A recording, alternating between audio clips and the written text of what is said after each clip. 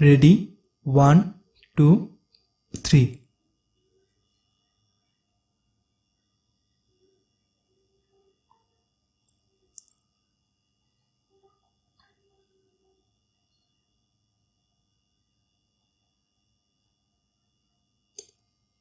তো আপনারা দেখতে পাচ্ছেন এটিও কিন্তু 15 সেকেন্ড পরেই বন্ধ হয়ে গেছে। এটি হচ্ছে আমাদের সার্কিট ডায়াগ্রামটি। এই সার্কিটটি তৈরি করতে আমাদের যে কম্পোনেন্টগুলো লাগবে তা হচ্ছে আমাদেরকে তিনটি রেজিস্টরের প্রয়োজন হবে। একটি হচ্ছে 330 ওহম, একটি হচ্ছে 4.7K এবং একটি হচ্ছে 22K, এবং আমাদেরকে 6টি ক্যাপাসিটরের প্রয়োজন হবে। একটি হচ্ছে 1000 মাইক্রোফ্যারাডে 16 ভোল্ট এবং 1 2 3 4 চারটি ক্যাপাসিটর হচ্ছে 100 মাইক্রোফ্যারাডে 16 ভোল্ট এবং একটি হচ্ছে 47 মাইক্রোফ্যারাডে 16 ভোল্ট।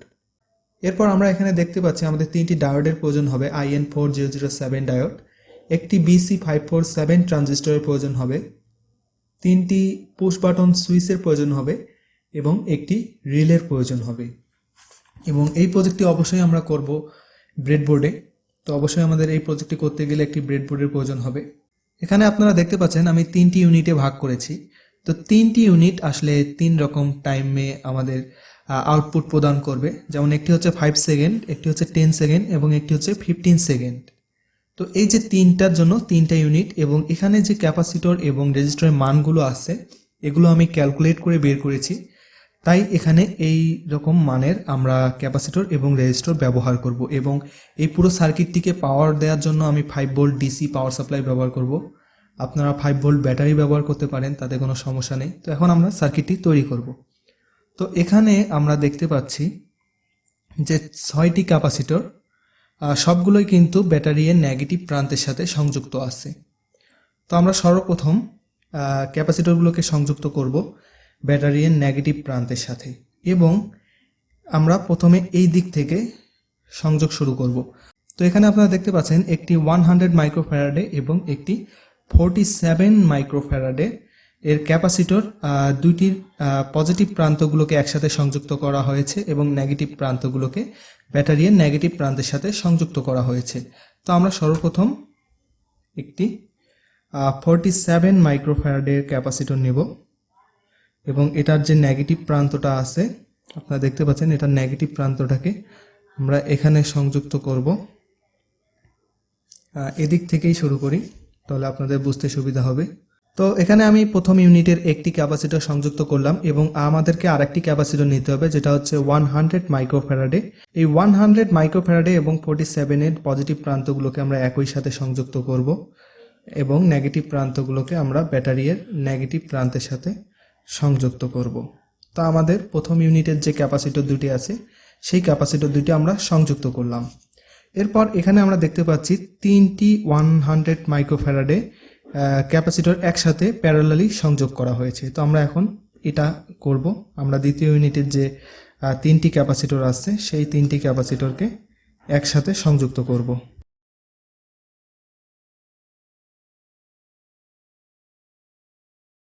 তো আমরা এই দ্বিতীয় ইউনিটের যে তিনটি ক্যাপাসিটর আছে তিনটি ক্যাপাসিটরকে আমরা প্যারালালি সংযোগ করলাম। আপনারা একটু কানেকশনগুলো ভালোভাবে খেয়াল করবেন আমি কিভাবে সংযুক্ত করেছি। তো এটা হচ্ছে আমাদের প্রথম ইউনিট, এটা হচ্ছে আমাদের দ্বিতীয় ইউনিট, এবং আমাদের তৃতীয় ইউনিটে ক্যাপাসিটর একটি, এটা হচ্ছে 1000 মাইক্রোফ্যারাডে 16 ভোল্ট। আপনারা দেখতে পাচ্ছেন এটা হচ্ছে 1000 মাইক্রোফ্যারাডে 16 ভোল্ট। তো এই ক্যাপাসিটরটাকে এখন আমরা সংযুক্ত করব।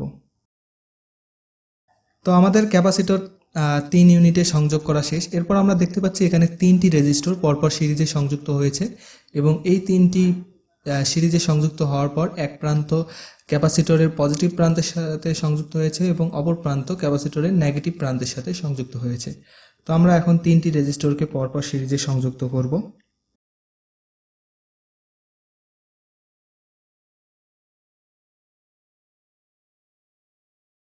তো আমাদের রেজিস্টরগুলো কিন্তু সংযুক্ত করা শেষ। এখন আমাদের এই তিনটি ইউনিটের কাজ শেষ।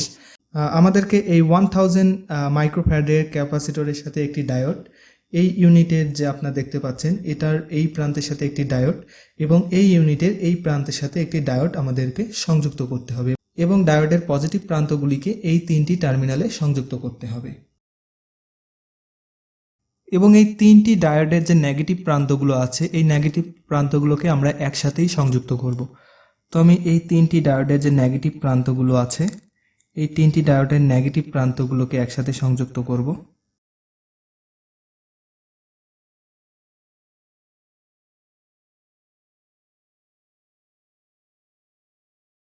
তো আমার তিনটি ডায়োড সার্কিটের সাথে সংযুক্ত করা হয়ে গেছে। এভাবে আমরা তিনটি ডায়োড সংযুক্ত করব।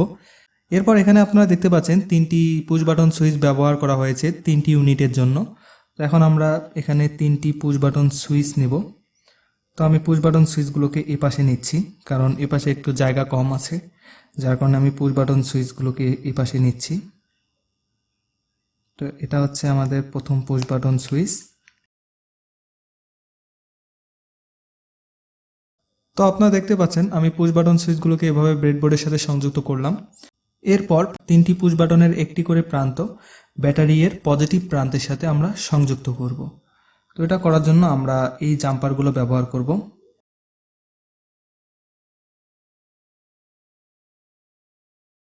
তো আমাদের পুশ বাটন সুইচগুলো এভাবে আমরা একটি প্রান্ত পজিটিভ প্রান্তের সাথে সংযুক্ত করলাম এবং অপর যে তিনটি প্রান্ত আছে তিনটি প্রান্ত আপনারা এই জায়গায় একটু ভালোভাবে খেয়াল করবেন। এই তিনটি প্রান্ত আমরা এই তিনটি টার্মিনালের সাথে সংযুক্ত করব, অর্থাৎ পুশ বাটন সুইচের অপর প্রান্ত আমরা প্রথম টার্মিনালের সাথে একটি, এরপর দ্বিতীয় পুশ বাটনের অপর প্রান্তটি দ্বিতীয় টার্মিনালের সাথে, তৃতীয় পুশ বাটনের অপর প্রান্তটি আমরা এই টার্মিনালের সাথে সংযুক্ত করব। তো আপনারা সার্কিটটি ভালোভাবে বোঝার চেষ্টা করবেন। তো আমাদের পুশ বাটন সুইচের যে সংযোগ করা কিন্তু শেষ। এরপর আমাদেরকে যে কাজটি করতে হবে, আমাদেরকে একটি BC547 ট্রানজিস্টর নিতে হবে। তো আমি এখন এখানে একটি BC547 ট্রানজিস্টর নিয়ে নিলাম। আমরা তিনটি ডায়োডের যে নেগেটিভ প্রান্তগুলো শর্ট করেছি এই প্রান্তের সাথে সংযুক্ত হবে। তো আমরা এখানে সংযুক্ত করে দেব। এরপর ট্রানজিস্টরের অপর প্রান্তের সাথে এখানে রিলে সংযুক্ত হবে। তো আমি রিলে নিয়ে নিচ্ছি এবং রিলেটাকে আমরা এভাবে ট্রানজিস্টরের এক প্রান্তের সাথে সংযুক্ত করব। সরি, এখানে আসলে এই প্রান্তের সাথে এটা সংযুক্ত হবে না, এটা হবে বেজের সাথে সংযুক্ত হবে এবং ট্রানজিস্টরের অপর প্রান্তটি ব্যাটারির পজিটিভ প্রান্তের সাথে সংযুক্ত হবে। তো ট্রানজিস্টরের যে অপর প্রান্তটি আছে এই প্রান্তটিকে আমরা ব্যাটারি এর পজিটিভ প্রান্তের সাথে সংযুক্ত করে দেব। তো আমাদের ব্যাটারি এর পজিটিভ প্রান্তের সাথে সংযুক্ত করলাম এবং রিলের অপর প্রান্তটি আমরা ব্যাটারির নেগেটিভ প্রান্তের সাথে সংযুক্ত করব। তো রিলের অপর প্রান্তটি আমরা ব্যাটারির নেগেটিভ প্রান্তের সাথে সংযুক্ত করব। তো এখন আমরা এই সার্কিটে পাওয়ার দিয়ে দেখব যে আমাদের সার্কিটটি কিভাবে কাজ করছে। তো আমি 5 ভোল্ট পাওয়ার সাপ্লাই নিয়ে নিলাম। আমাদের এখানে নেগেটিভ সংযুক্ত আছে এবং এখানে আমরা পজিটিভ সংযুক্ত করব।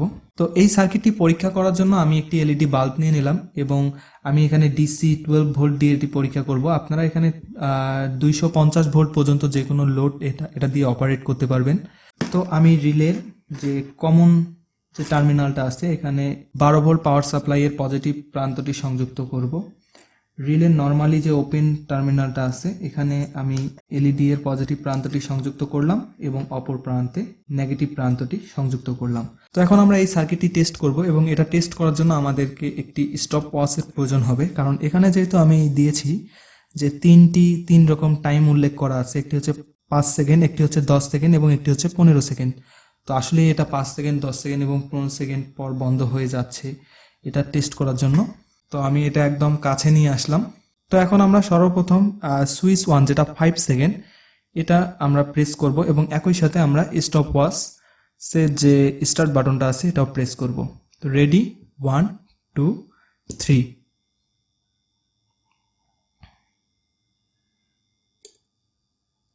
তো আপনারা দেখতে পাচ্ছেন যে 5 সেকেন্ড পর কিন্তু আমাদের এলইডিটি বন্ধ হয়ে গেল, অর্থাৎ আমাদের প্রথম যে ইউনিটটি আছে এটি কিন্তু সঠিকভাবে কাজ করেছে। এরপর আমরা দ্বিতীয় সুইচটি প্রেস করব। তার জন্য আমরা স্টপ ওয়াচটি রিসেট করে দেব এবং একইভাবে আমরা এবার দ্বিতীয় সুইচটি প্রেস করব। রেডি, 1 2 3।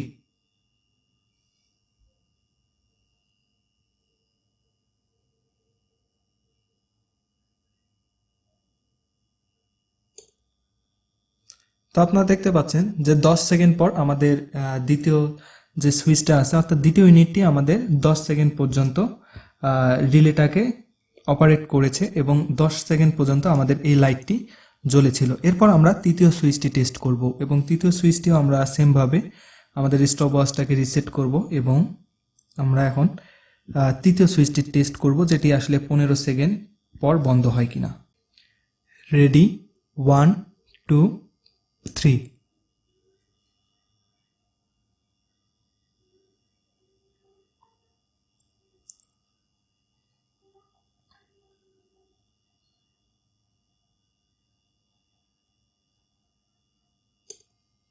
তো আপনারা দেখতে পাচ্ছেন এটিও কিন্তু 15 সেকেন্ড পরেই বন্ধ হয়ে গেছে। তো আমাদের এই সার্কিটটি কিন্তু সঠিকভাবে কাজ করেছে। তো আপনারা এভাবে কিন্তু খুব সহজে একটি টাইমার সার্কিট তৈরি করতে পারেন। তো এভাবে কিন্তু অনেক কম খরচে আপনারা একটি টাইমার তৈরি করে ফেলতে পারেন 3টি মোডে, যেটার একটি হচ্ছে 15 সেকেন্ড, একটি হচ্ছে 10 সেকেন্ড এবং একটি হচ্ছে 5 সেকেন্ড। এভাবে কিন্তু আপনারা খুব সহজে এইরকম একটি টাইমার সার্কিট তৈরি করে বিভিন্ন প্রজেক্টে ব্যবহার করতে পারেন। তো ধন্যবাদ এতক্ষণ ধরে সম্পূর্ণ ভিডিওটি মনোযোগ সহকারে দেখার জন্য। ভিডিওটি যদি ভালো লাগে তাহলে অবশ্যই ভিডিওটিতে একটি লাইক দিবেন এবং চ্যানেলে নতুন হয়ে থাকলে চ্যানেলটি সাবস্ক্রাইব করবেন এবং পাশে থাকা বেল আইকনটি ক্লিক করবেন যেন পরবর্তী কোনো নতুন ভিডিও আসার সাথে সাথেই তা আপনাদের কাছে পৌঁছে যায়। ধন্যবাদ, দেখা হবে পরবর্তী ভিডিওতে।